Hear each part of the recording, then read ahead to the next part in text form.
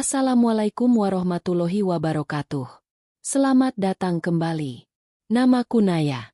Aku pernah mengira rumah tanggaku adalah kepingan surga yang jatuh ke bumi. Namun, bayangan surga itu hancur lebur, terkoyak oleh kenyataan yang lebih busuk dari bangkai. Pria yang selama ini kupuja, suamiku sendiri, merobek jantungku tanpa belas kasihan. Dia tidak berselingkuh dengan wanita cantik berbalut gaun mewah, melainkan dengan seorang gelandangan kotor di bawah kolong jembatan yang bau dan berdebu. Bagaimana bisa berlian yang kujaga sepenuh hati, justru dibuang demi memungut sampah di jalanan? Inilah kisahku. Kisah tentang pengkhianatan paling menjijikan, dan pembalasan telak yang tidak akan pernah dia lupakan seumur hidupnya. Namun sebelumnya, bagi yang beragama Islam saya sarankan untuk menuliskan sholawat Nabi Muhammad, agar kelak sholawat ini menjadi saksi untuk mendapat syafaat di akhirat. Like dan subscribe ke channel ini sangat membantu menambah wawasan, dan membantu kami membuat cerita baru yang menghibur. Bab 1. Sang suami sempurna dan pengorbanan istri yang membuta. Jika ada orang yang bertanya kepadamu tentang arti sebuah kebahagiaan, apa yang akan kamu jawab? Bagiku, 5 tahun yang lalu, jawaban itu sangatlah sederhana. Jawabannya adalah sebuah nama, yaitu Raka. Dia adalah pria yang telah mengikat janji suci denganku.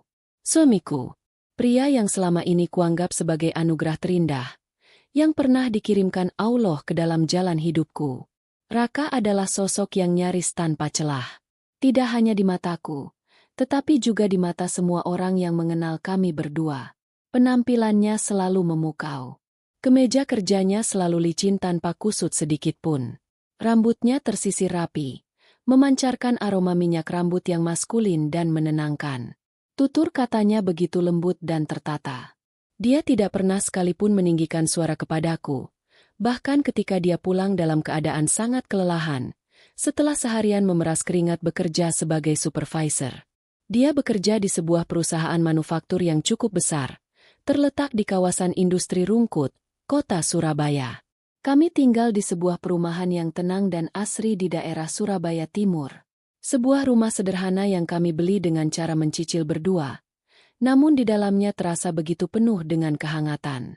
Setidaknya, itulah ilusi yang selama ini aku yakini dengan segenap hatiku.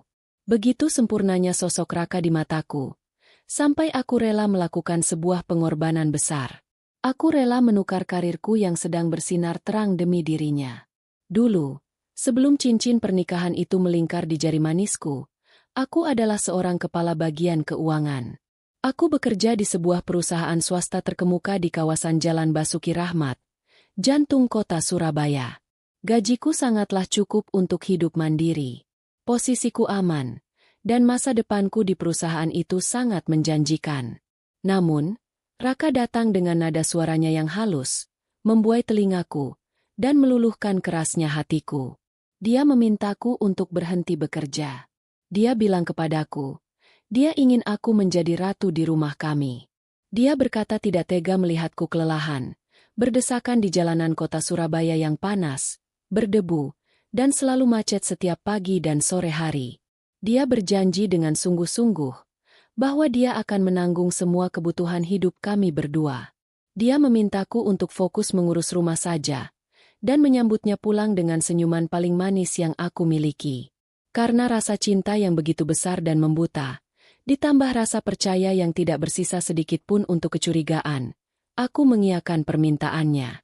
Aku melepaskan karir yang telah kubangun dengan susah payah. Aku meletakkan pena dan tumpukan laporan keuanganku. Aku menggantinya dengan sapu, alat pel, dan spatula di dapur. Setiap hari, rutinitasku berubah 180 derajat. Jam 4 pagi, saat langit kota Surabaya masih gelap gulita, dan udara pagi terasa sangat dingin menusuk tulang, aku sudah membuka mata. Aku melangkah ke kamar mandi, membersihkan diri, mengambil air wudhu, lalu bersujud di atas sajadah. Aku memohon kepada Allah, agar rumah tangga kami selalu dilindungi dan diberkahi rizki yang halal. Setelah melipat mukena, aku langsung bergegas menuju dapur. Aku menyiapkan sarapan dan bekal makan siang yang menjadi kesukaan Raka. Terkadang aku membuatkan rawon daging sapi, Bumbunya kulek sendiri sampai benar-benar halus dan wangi. Terkadang aku memasak soto ayam kuning, lengkap dengan taburan koya kerupuk udang yang melimpah ruah. Aku memastikan semuanya terasa sempurna. Memastikan makanannya tetap hangat dan tertata dengan sangat rapi di dalam kotak bekalnya. Setelah dia mencium keningku dan berangkat bekerja, aku sama sekali tidak duduk diam untuk bersantai. Aku mulai mencuci pakaian kotornya. Aku menyetrika kemeja kerjanya dengan sangat hati-hati, memastikan kerahnya tegak dan lengannya licin sempurna. Aku menyapu dan mengepel seluruh lantai rumah, dari ruang tamu hingga dapur, sampai lantainya mengkilap dan berbau harum. Aku ingin, ketika Raka membuka pintu rumah nanti malam, dia bisa merasakan ketenangan. Aku ingin dia merasa sedang melangkah masuk ke dalam surga kecil yang sengaja aku siapkan khusus untuknya. Rasa lelah fisik sama sekali tidak pernah kurasakan. Setiap tetes keringat yang jatuh membasahi pelipisku, selalu kuanggap sebagai sebuah ibadah. Aku menganggapnya sebagai bentuk baktiku yang paling nyata kepada seorang suami. Alhamdulillah, hatiku selalu merasa cukup dan bahagia, hanya dengan melihatnya memakan masakanku dengan sangat lahap. Aku merasa bangga, bisa melayani suamiku dengan kedua tanganku sendiri. Di rumah yang damai ini, aku tidak tinggal berdua saja dengan Raka. Ibuku, yang bernama Ibu Lastri, tinggal bersama kami. Sejak ayahku meninggal dunia belasan tahun yang lalu, ibu tidak punya siapa-siapa lagi di dunia ini selain aku, anak perempuan satu-satunya. Raka dengan sangat senang hati menerima ibuku, untuk menghabiskan masa tuanya bersama kami. Sikap Raka yang seolah-olah sangat memuliakan mertuanya inilah, yang membuat rasa cintaku kepadanya semakin bertambah besar dan tidak terkendali. Namun, sangat berbeda denganku yang selalu memandang Raka dari kacamata cinta yang membuta. Ibuku adalah seorang wanita parubaya yang tangguh, yang telah memakan banyak asam garam kehidupan yang keras. Di masa mudanya, ibuku pernah menjadi seorang pedagang kain yang ulet di pasar Turi. Pengalaman hidupnya di pasar membuat beliau tahu betul bagaimana cara membaca gelagat dan sifat asli manusia. Ibuku memiliki sebuah insting yang sangat tajam. Insting pelindung dari seorang ibu, yang sama sekali tidak pernah bisa dibohongi oleh kata-kata manis, atau senyuman setampan apapun. Seringkali, saat aku sedang sibuk menyetrika tumpukan pakaian Raka di ruang keluarga, ibuku akan duduk diam di sofa tua kesayangannya. Beliau memperhatikan setiap gerak-gerikku dalam diam. Beliau menatap wajahku dengan sorot mata yang sangat sulit untuk aku artikan. Sorot mata itu adalah campuran antara rasa kasihan yang mendalam dan kekhawatiran yang tidak bisa disembunyikan. Pernah pada suatu sore, ketika hujan turun dengan rintik-rintik perlahan, membasahi genteng rumah kami dan menciptakan suara yang syahdu, ibuku memanggilku pelan, memintaku untuk duduk di sebelahnya. Beliau meraih tanganku, lalu menggenggam jemariku yang mulai terasa kasar dan kapalan, karena terlalu sering menyentuh sabun cuci dan cairan pembersih lantai. Dengan suara yang pelan, parau, namun terdengar sangat tegas di telingaku, ibuku mengucapkan kata-kata yang menembus sanubariku. "Naya," ibuku memulai bicaranya sambil mengusap punggung tanganku. "Kamu itu terlalu berlebihan dalam melayani suami. Ibu tahu betul kalau kamu adalah istri yang sangat berbakti. Tapi tolong dengarkan kata-kata ibu. Jangan sampai kamu kehilangan harga dirimu sebagai seorang perempuan. Jangan pernah kamu berikan seluruh hidupmu, seluruh cintamu, sampai kamu sama sekali tidak menyisakan ruang pertahanan untuk dirimu sendiri. Laki-laki itu, Naya, sehebat dan sebaik apapun dia terlihat dari luar, hatinya itu sangat mudah berbolak-balik. Kamu harus tetap punya pegangan. Kamu harus tetap cerdas dan waspada." Saat mendengar nasihat itu, aku hanya tertawa kecil. Aku mencoba mencairkan suasana yang tiba-tiba terasa tegang. Aku membalas usapan tangannya, lalu menjawab dengan nada suara yang penuh keyakinan buta. "Ibu ini bicara apa sih? Mas Raka itu sangat baik, Bu. Dia bekerja keras setiap hari hanya untuk kita berdua. Dia tidak pernah sekalipun bersikap kasar kepadaku. Dia selalu memberiku uang belanja yang sangat cukup setiap bulannya. Alhamdulillah, Allah telah memberikan Naya seorang suami yang sangat bertanggung jawab. Naya hanya ingin membalas semua kebaikan Mas Raka, dengan menjadi istri yang penurut dan melayaninya dengan baik. Ibu sungguh tidak perlu merasa khawatir. Mas Raka tidak mungkin berbuat macam-macam di luar sana. Waktunya sudah habis untuk bekerja. Dia terlalu sibuk mencari nafkah untuk menghidupi kita. Mendengar jawabanku yang begitu naif, ibuku hanya bisa menghela napas panjang dan berat. Beliau perlahan menarik tangannya dari genggamanku. Beliau memalingkan wajahnya, lalu menatap lurus ke arah jendela kaca yang mulai berembun karena hawa dingin dari air hujan. Firasat seorang ibu itu jarang sekali salah. Naya, ibuku kembali bergumam pelan. Terlalu sempurna itu. Kadang bukan berarti tidak ada cacatnya sama sekali. Tapi bisa jadi, cacat dan kebusukannya itu sengaja disembunyikan dengan sangat rapat, hingga tidak terlihat oleh mata biasa. Ibu selalu berdoa dan berharap bahwa firasat ibu ini salah besar. Tapi ingat baik-baik pesan ibumu ini, Naya. Jangan pernah kamu menutup matamu rapat-rapat, hanya karena hatimu terlalu mencintai pria itu. Waktu itu, darah mudaku masih menguasai logika. Aku hanya menganggap ucapan ibuku hanyalah bentuk kekhawatiran yang terlalu berlebihan. Kekhawatiran dari seorang ibu tua yang sangat takut melihat anak perempuannya terluka. Dengan mudahnya, aku menepis jauh-jauh segala prasangka buruk yang sempat terlintas. Aku kembali menjalani hari-hariku dengan pola dan rutinitas yang persis sama. Memasak, melayani, membersihkan debu-debu di rumah, setia menunggu suamiku pulang dari tempat kerja, dan tersenyum lebar menyambut kedatangannya di ambang pintu. Raka pun terus memainkan perannya sebagai suami idaman dengan sangat sempurna tanpa celah. Teman-teman arisanku di lingkungan perumahan selalu memuji-muji hidupku. Mereka sering berkata betapa sangat beruntungnya aku bisa memiliki suami setampan, sesukses, dan sebaik Raka. Mereka terang-terangan merasa iri ketika melihat Raka yang sering membawakanku sekotak martabak manis kesukaanku sepulang kerja.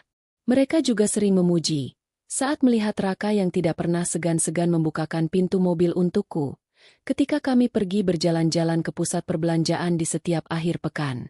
Rentetan puji-pujian dari orang-orang luar itulah yang pada akhirnya semakin menebalkan tembok keyakinan di dalam dadaku. Aku merasa sangat yakin bahwa bangunan rumah tanggaku sangatlah kokoh dan tidak akan bisa dihancurkan oleh badai ujian apapun.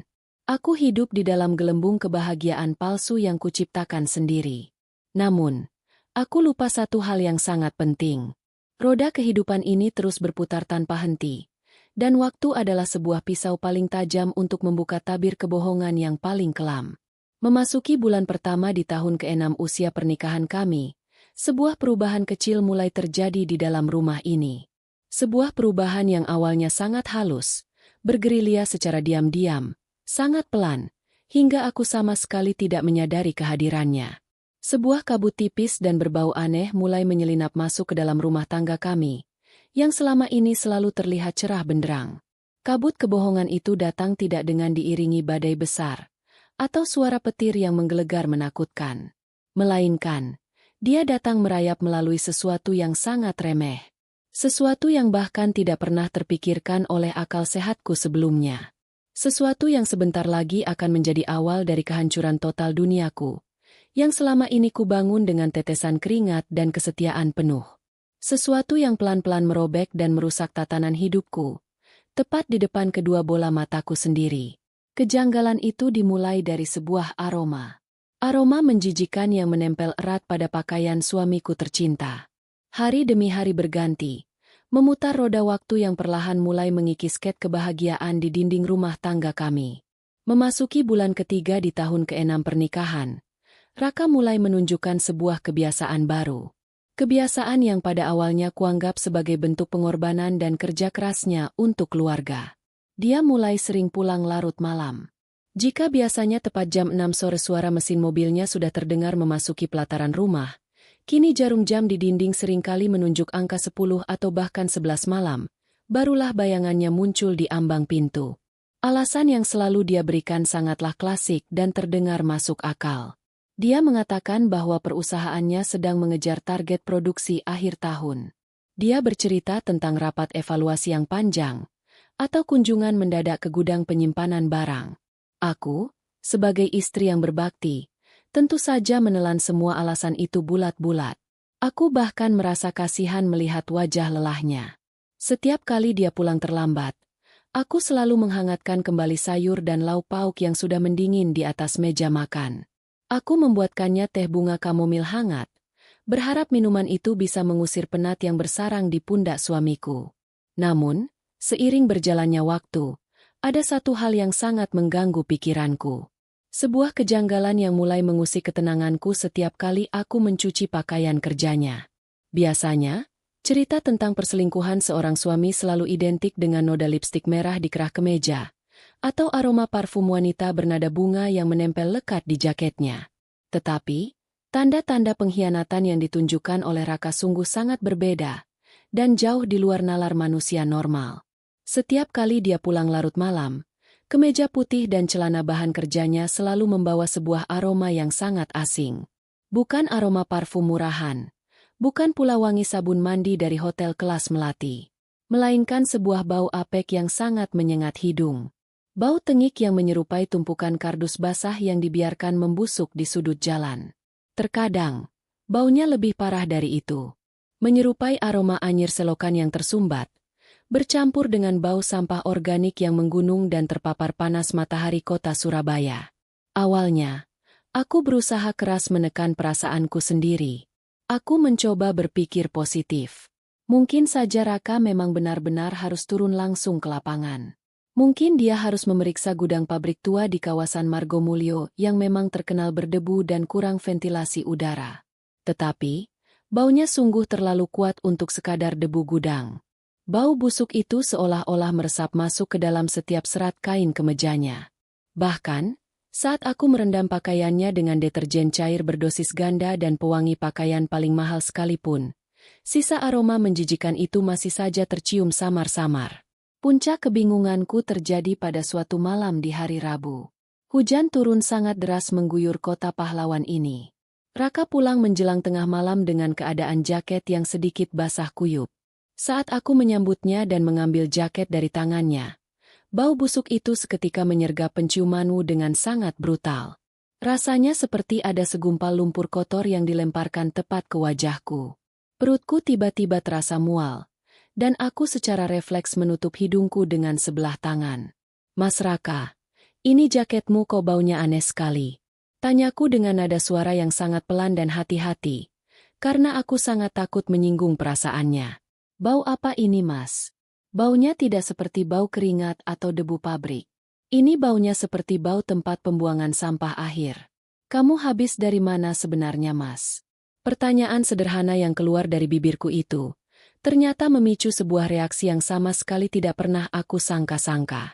Raka, pria yang selama 5 tahun ini tidak pernah sekalipun meninggikan suaranya kepadaku, pria yang selalu bertutur kata selembut kapas, tiba-tiba saja menatapku dengan sorot mata yang menyala tajam.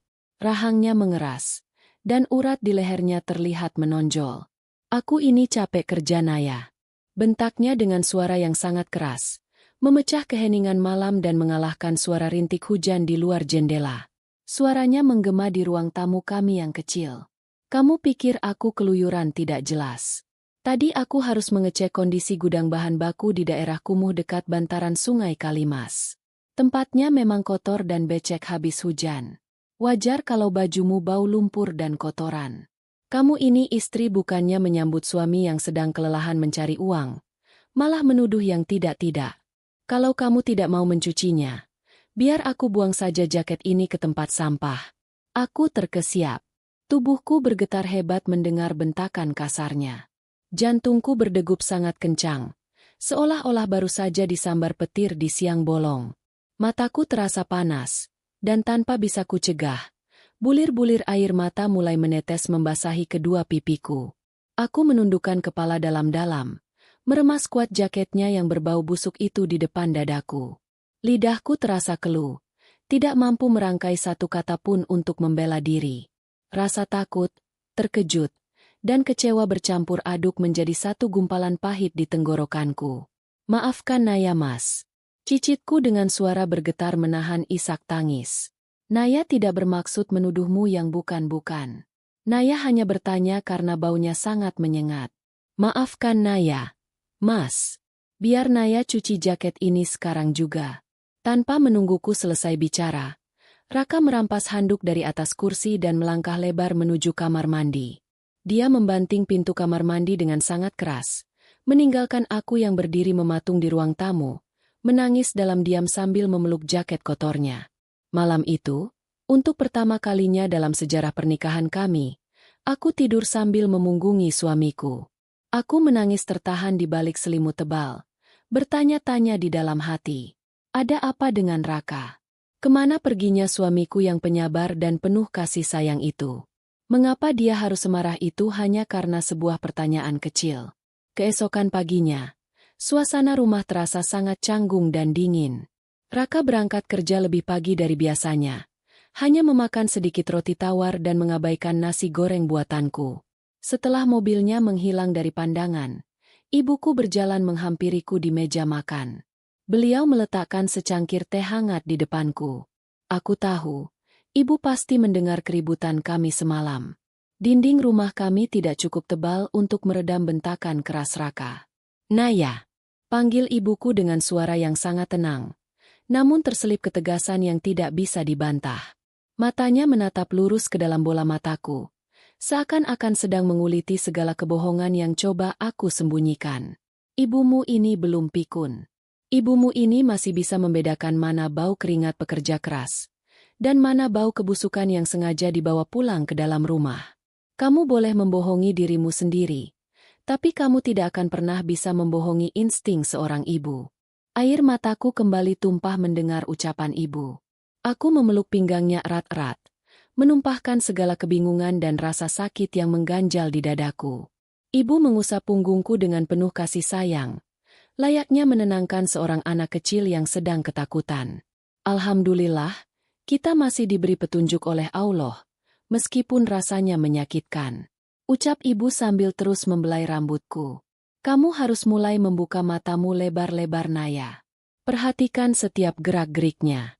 Laki-laki yang mulai berani membentak istrinya untuk menutupi kesalahannya adalah laki-laki yang sedang menyimpan sebuah rahasia besar dan kotor di belakang punggung istrinya. Jangan hanya menangis. Tangisanmu tidak akan menyelesaikan masalah. Kamu harus mulai mencari tahu dari mana asal bau busuk yang menempel di bajunya itu. Pesan ibu terus terngiang-ngiang di telingaku sepanjang hari. Aku mencoba menguatkan hatiku. Aku bertekad untuk tidak lagi menjadi istri yang buta dan tuli. Aku mulai memperhatikan setiap hal kecil yang dilakukan oleh Raka. Dan benar saja, ucapan ibu terbukti dengan sangat cepat. Kejanggalan-kejanggalan baru mulai bermunculan satu persatu ke permukaan, seperti jamur beracun yang tumbuh subur di musim penghujan. Perubahan sikap Raka semakin hari semakin terlihat sangat jelas. Ponsel pintarnya, yang dulu selalu diletakkan sembarangan di atas meja televisi atau di atas kasur, kini menjadi benda yang sangat sakral baginya. Dia tidak pernah melepaskan ponsel itu dari genggamannya. Bahkan ketika dia sedang pergi ke kamar mandi untuk buang air kecil, ponsel itu selalu dibawanya masuk. Ketika aku tidak sengaja melihat layar ponselnya yang menyala, aku menyadari bahwa dia telah mengubah kata sandi pembuka layarnya. Dulu, kata sandinya adalah tanggal pernikahan kami. Sekarang, aku sama sekali tidak tahu rentetan angka apa yang dia gunakan untuk mengunci benda pipih tersebut. Tidak hanya itu saja, Raka mulai sering menerima panggilan telepon secara sembunyi-sembunyi. Pernah suatu malam, saat kami sedang menonton acara televisi bersama, ponselnya berdering menyuarakan nada panggilan masuk. Bukannya mengangkat telepon itu di sampingku seperti biasanya, Raka justru langsung berdiri dari sofa dengan wajah panik. Dia berjalan cepat menuju teras depan rumah, menutup pintu rapat-rapat dari luar, dan berbicara dengan suara yang sangat pelan hingga nyaris terdengar seperti bisikan. Aku mencoba mempertajam pendengaranku. Aku mengendap-endap mendekati jendela kaca yang tertutup gorden, berusaha menangkap sepatah atau dua patah kata dari mulutnya. Tapi suaranya terlalu lirih, tenggelam oleh suara jangkrik malam dan deru kendaraan bermotor dari jalan raya di depan komplek perumahan kami. Saat dia kembali masuk ke dalam rumah, wajahnya terlihat sangat tegang namun berusaha dia tutupi dengan senyuman paksaan. Dari kantor, tanyaku mencoba memancing reaksinya. Aku menatap matanya dalam-dalam, Mencari kejujuran di sana. Iya. Jawabnya singkat sambil menghindari kontak mata denganku. Biasa, anak buah di lapangan ada masalah sedikit dengan pengiriman barang. Masalah kecil kok. Sudah Mas urus. Alibinya terdengar sangat rapi. Tetapi hatimu menolak untuk percaya begitu saja. Sorot matanya yang tidak fokus, gerak-gerik tangannya yang gelisah, dan bau busuk samar yang kembali tercium dari sela-sela kemejanya. Semua itu adalah serangkaian sinyal bahaya yang berteriak kencang di dalam kepalaku. Sinyal yang memperingatkanku bahwa suamiku sedang membangun sebuah kehidupan lain di luar sana. Kehidupan gelap yang dirahasiakan dariku. Aku merasa seperti sedang berdiri di atas jembatan kayu yang rapuh. Di bawahku mengalir sungai deras yang siap menelanku hidup-hidup kapan saja. Aku tahu ada sesuatu yang sangat salah sedang terjadi. Tetapi aku belum memiliki bukti yang cukup kuat untuk menuduhnya. Namun, aku tidak akan tinggal diam. Bau busuk itu, perubahan sikap kasarnya, dan rahasia di dalam ponselnya, membuat rasa cintaku yang dulu menggebu-gebu perlahan-lahan berubah menjadi rasa curiga yang membakar dada. Puncak dari segala kejanggalan ini tidak berhenti sampai pada masalah aroma pakaian dan kebiasaan menelepon sembunyi-sembunyi. Sebuah bom waktu yang jauh lebih besar dan menghancurkan, sedang menunggu untuk meledak tepat di depan wajahku. Sebuah rahasia kelam yang menyangkut masa depan dan keringat kami berdua. Sesuatu yang akan membongkar kedok suamiku hingga ke akar-akarnya. Malam itu, aku sama sekali tidak menyadari bahwa rasa penasaranku akan menuntunku pada sebuah penemuan menyakitkan di dalam buku tabungan ban milik kami bersama. Setelah rentetan kejanggalan yang menyiksa batinku selama berminggu-minggu, dari mulai aroma busuk yang menjijikan hingga sikap kasarnya yang tiba-tiba, aku memutuskan untuk tidak lagi duduk diam. Bentakan Raka malam itu telah meruntuhkan tembok kenaifanku. Aku mulai mencari celah, mengumpulkan sisa-sisa keberanian yang selama ini terkubur di bawah rasa pengabdianku yang membabi buta. Pagi itu, setelah Raka mencium keningku dan memacu mobilnya keluar dari halaman rumah, aku mengunci pintu rapat-rapat. Jantungku berdebar sangat kencang. Seakan-akan ada ribuan genderang perang yang ditabuh serentak di dalam dadaku. Langkah kakiku terasa berat dan dingin, seolah aku sedang berjalan di atas pecahan kaca. Aku menuju ke kamar kami, membuka pintu lemari pakaian dari kayu jati yang terletak di sudut ruangan. Tanganku gemetar saat meraih sebuah kotak kecil yang tersimpan rapat di bawah tumpukan selimut tebal. Di dalam kotak itulah, aku dan Raka menyimpan sebuah buku tabungan bersama. Rekening itu adalah jantung dari masa depan kami. Uang di dalamnya bukanlah uang kecil. Itu adalah gabungan dari sisa hasil jerih payahku selama bekerja di Jalan Basuki Rahmat dulu, ditambah dengan sisihan gaji bulanan Raka yang sengaja kami kumpulkan untuk biaya pendidikan anak kami kelak, dan rencana ibadah ke Tanah Suci. Sudah lebih dari 6 bulan lamanya aku tidak pernah mengecek buku tabungan bersampul biru itu. Selama ini, Raka selalu meyakinkanku bahwa uang kami aman dan terus bertambah, sehingga aku tidak pernah merasa perlu untuk memeriksanya ke bank. Namun, hari ini, firasat buruk menggerakkan seluruh tubuhku. Aku segera mengganti pakaian dasterku dengan baju yang rapi. Aku memesan sebuah taksi daring, dan meminta bapak pengemudi untuk mengantarkanku ke sebuah kantor cabang utama bank yang terletak di Jalan Pemuda, di pusat kota Surabaya. Sepanjang perjalanan melintasi jalan raya Darmo yang padat merayap, pikiranku berkecamuk hebat. Tanganku terus meremas buku kecil itu hingga buku jari-jariku memutih. Ya Allah, lindungilah rumah tanggaku. Doaku berulang kali di dalam hati. Sesampainya di gedung bank yang megah dan berpendingin ruangan yang sangat dingin, aku mengambil nomor antrean. Suasana bank yang sepi tidak mampu meredam suara detak jantungku yang semakin menggila. Ketika nomor urutku dipanggil oleh petugas, aku melangkah gontai menuju meja pelayanan. Aku menyerahkan buku tabungan itu kepada petugas wanita yang tersenyum ramah di balik meja kaca.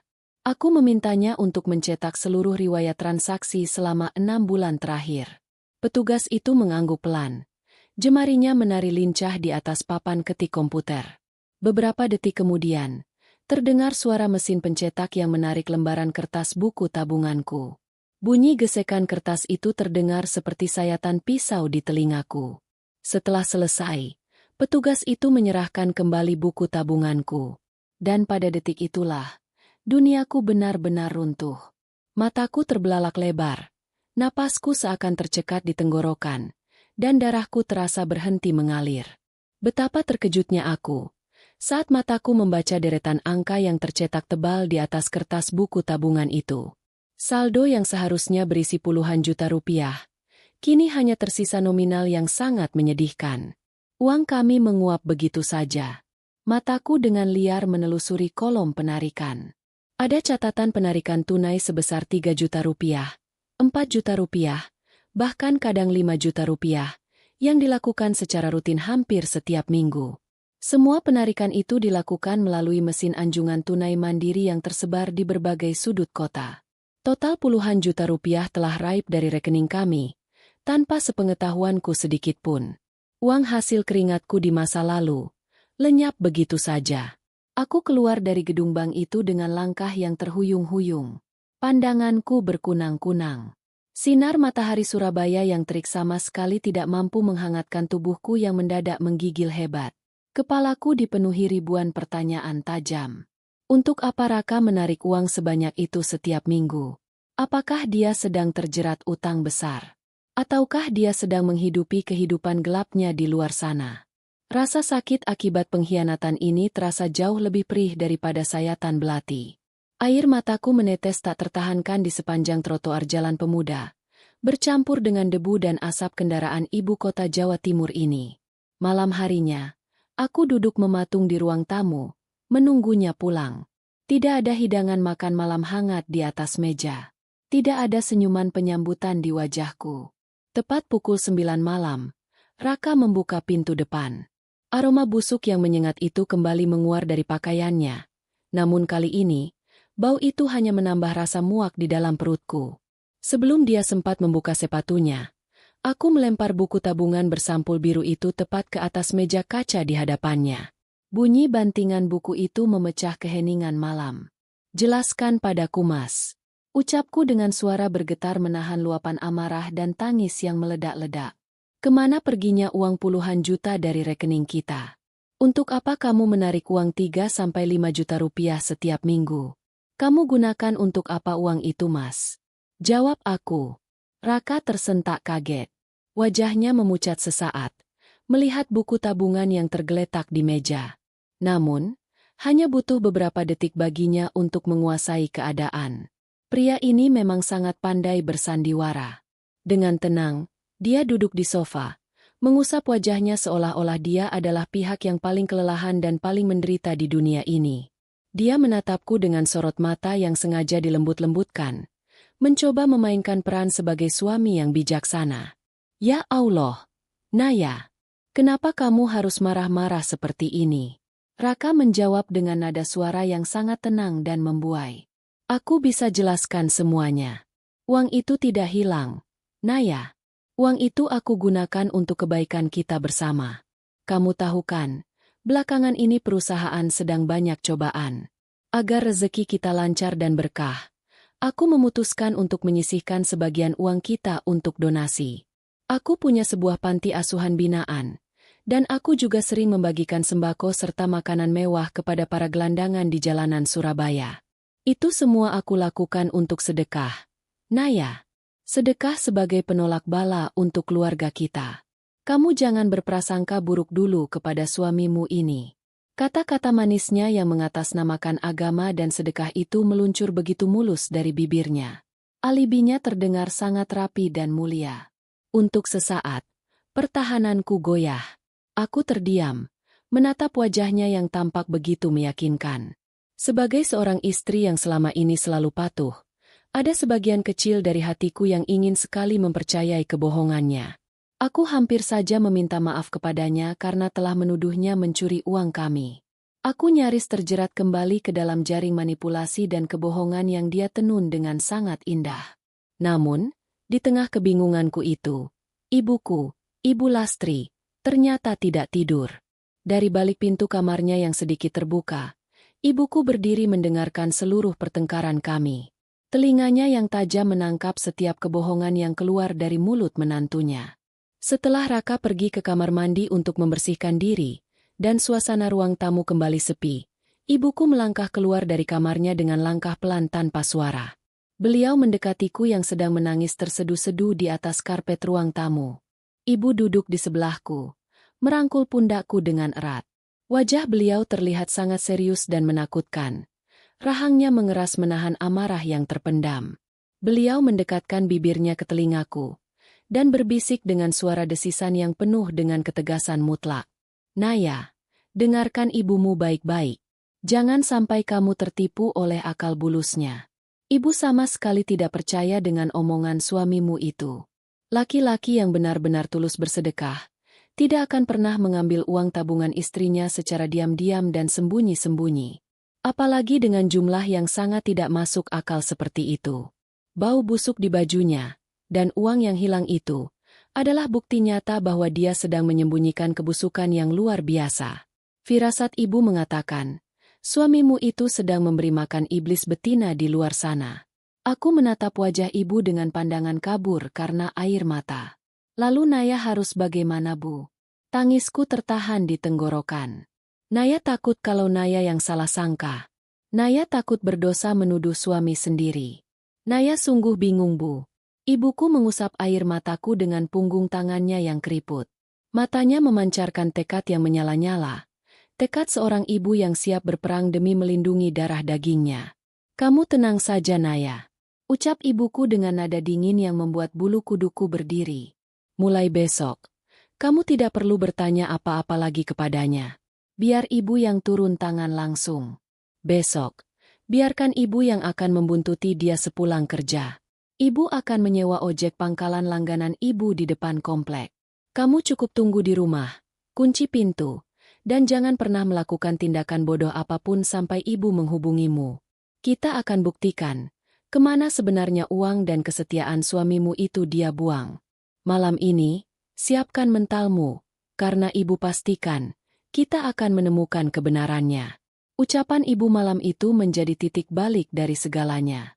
Ada sebuah kekuatan besar yang tiba-tiba mengalir ke dalam nadiku.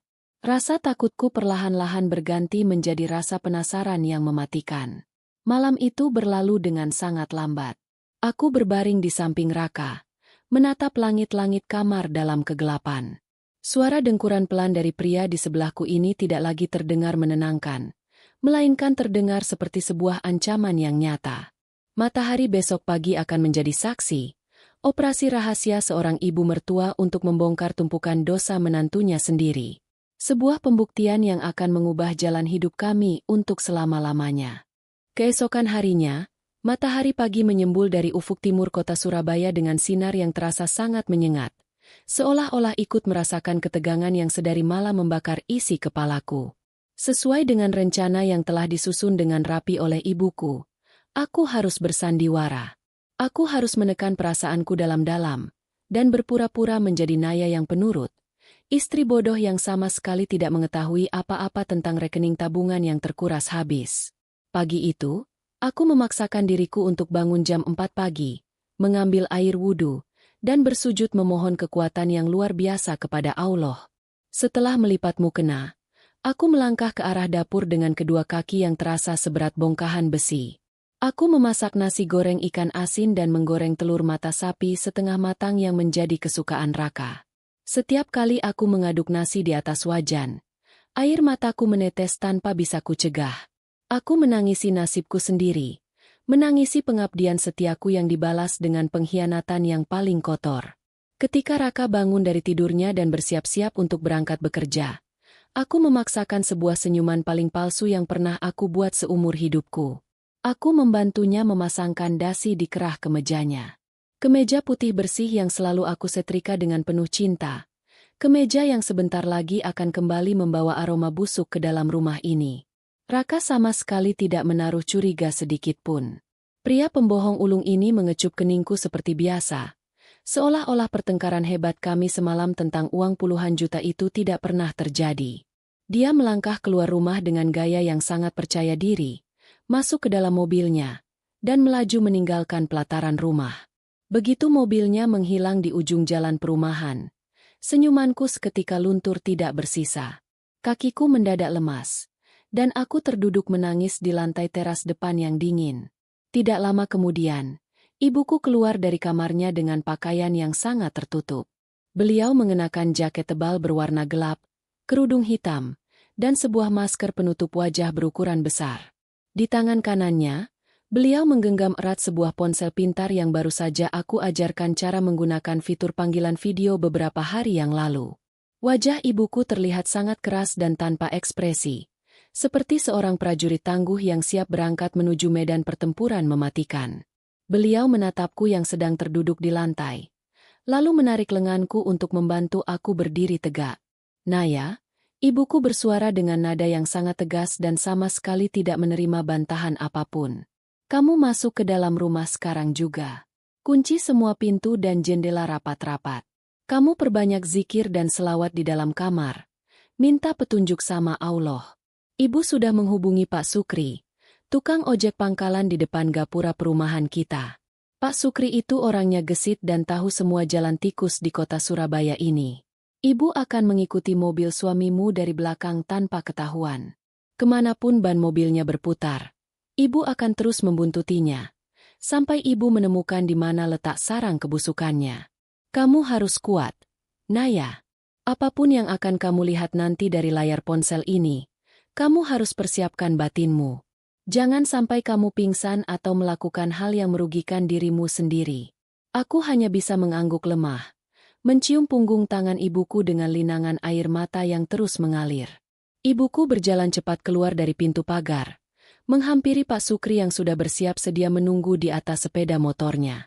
Suara deru mesin motor itu perlahan-lahan menjauh, meninggalkanku sendirian di dalam rumah yang mendadak terasa seperti kuburan yang sangat sepi dan mengerikan.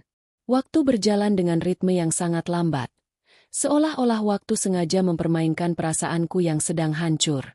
Detak jarum jam di dinding ruang tamu terdengar seperti dentuman palu godam yang menghantam kepalaku berkali-kali.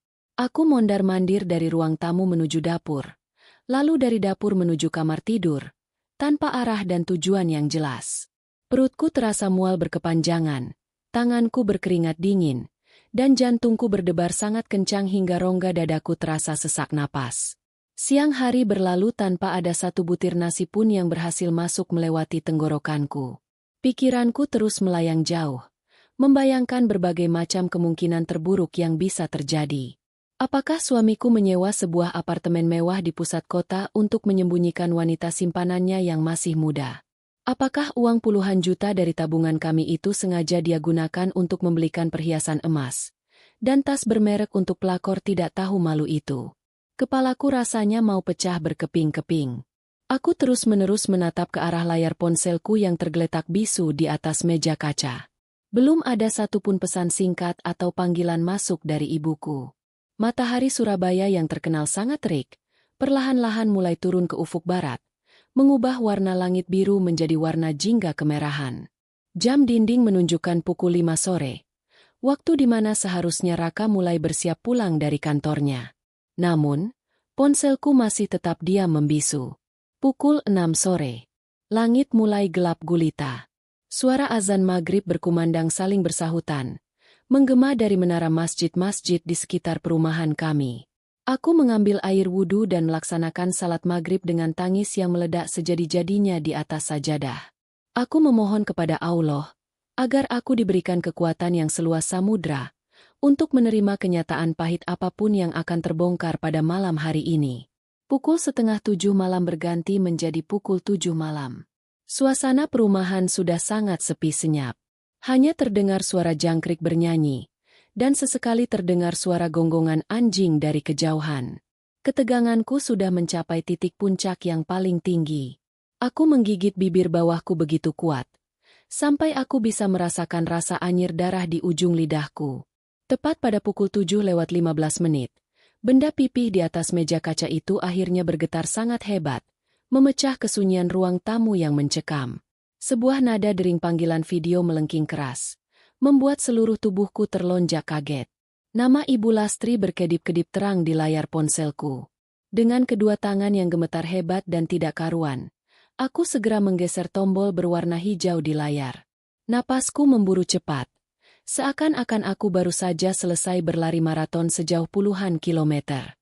Saat panggilan video itu tersambung, Layar ponselku menampilkan gambar yang sedikit berguncang-guncang dan buram. Aku bisa mendengar suara napas ibuku yang memburu cepat, disusul oleh suara bising kendaraan berat bermesin diesel yang melintas tepat di atas kepala beliau. Kamera ponsel ibuku pada awalnya menyorot wajah beliau sendiri. Wajah ibuku terlihat merah padam seperti besi panas. Rahangnya terkatup sangat rapat, menahan amarah luar biasa yang sudah mencapai ubun-ubun kepalanya. Mata beliau berkaca-kaca, menatap tajam bagai sebilah pedang ke arah lensa kamera. Tanpa mengucapkan sepatah kata pun untuk menyapaku, ibuku langsung membalikan arah kamera belakang ponselnya ke arah depan. Mataku terbelalak sangat lebar. Napasku seketika tercekat putus di tenggorokan, ketika melihat pemandangan yang tersaji dengan sangat jelas di layar ponselku. Ibuku saat ini sedang bersembunyi mengintip dari balik sebuah pilar beton yang sangat besar, berlumut, dan kotor. Tempat itu sama sekali bukan apartemen mewah yang megah, bukan pula hotel berbintang 5 yang wangi, atau perumahan elit di kawasan Surabaya Barat. Kamera ponsel ibuku menyorot sebuah area yang sangat gelap, lembab, dan luar biasa menjijikan. Tempat itu adalah sebuah kolong jembatan rel kereta api yang terletak di daerah Jagir, persis di sebelah bantaran sungai besar yang airnya berwarna hitam pekat, berbuih kotor, dan berbau sangat busuk. Tempat itu adalah sarang utama bagi para pemulung barang rongsokan, pengemis jalanan, dan gelandangan yang tidak memiliki tempat tinggal bermukim. Gubuk-gubuk liar yang dibangun asal-asalan, terbuat dari potongan kardus bekas yang basah, terpal plastik yang sobek-sobek, dan spanduk-spanduk kampanye sisa pemilihan umum yang sudah memudar kusam, berjejer berdempetan menempel pada dinding beton jembatan.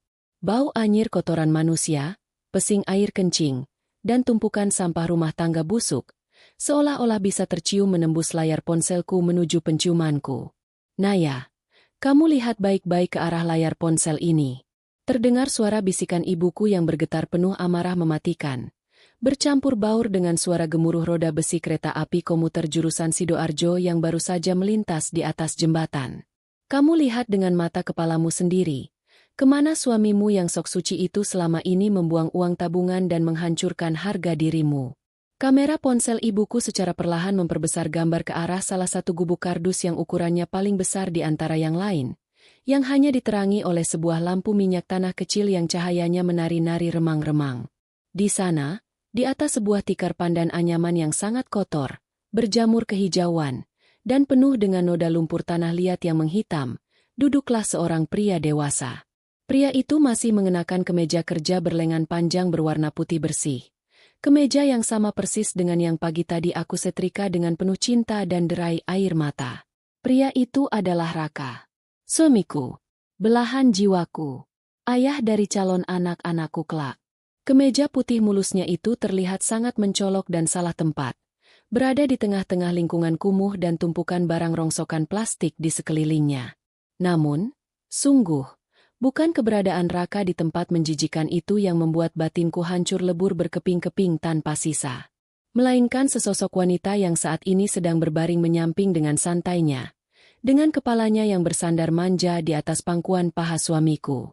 Wanita itu bukanlah seorang perempuan muda yang cantik jelita, dengan riasan wajah tebal menggoda dan gaun sutra yang minim. Wanita itu adalah seorang gelandangan wanita sungguhan. Rambut wanita itu sangat panjang menjuntai, gimbal menggumpal kaku, dan dipenuhi oleh debu aspal serta kutu yang bersarang liar di kepalanya. Pakaiannya hanya berupa kaos oblong berlubang-lubang parah yang warnanya sudah pudar kotor menjadi keabu-abuan, dipadukan dengan celana bahan kain yang robek compang-camping hingga ke atas lutut. Kulit wajah, lengan, dan kakinya sangat kusam, menghitam terbakar terik panas matahari kota Surabaya, dan seperti tidak pernah tersentuh oleh air bersih berbulan-bulan lamanya. Bau tubuhnya pasti sangat menyengat tajam. Aroma busuk limbah yang sama persis dengan yang selalu menempel di kemeja Raka, setiap kali dia pulang tengah malam menemuiku. Melalui layar kecil ponsel pintar itu, aku dipaksa menjadi saksi mata dari sebuah pengkhianatan paling tidak masuk akal, dan paling menyayat hati, yang tidak akan pernah bisa dimaafkan oleh wanita waras manapun di dunia ini. Suamiku, Raka, dengan tangan kanannya yang halus dan wangi sabun mandi mahal, sedang memegang sebuah kotak makanan dari restoran cepat saji ternama yang harganya sangat mahal. Dengan penuh kelembutan bak seorang pangeran, Dia menyendok potongan daging ayam tanpa tulang, dan menyuapkannya pelan-pelan ke dalam mulut kotor wanita gelandangan itu. Wanita kurang waras itu mengunyah makanannya dengan suara rakus dan berantakan, sambil terus menatap wajah suamiku dengan pandangan mata yang kosong namun memuja. Selesai menyuapi wanita itu hingga suapan terakhir, Raka meletakkan kotak makanannya ke lantai tanah. Lalu, dengan kedua tangannya yang bersih, suamiku mengusap-ngusap gumpalan rambut gimbal wanita gelandangan itu dengan penuh rasa kasih sayang yang mendalam.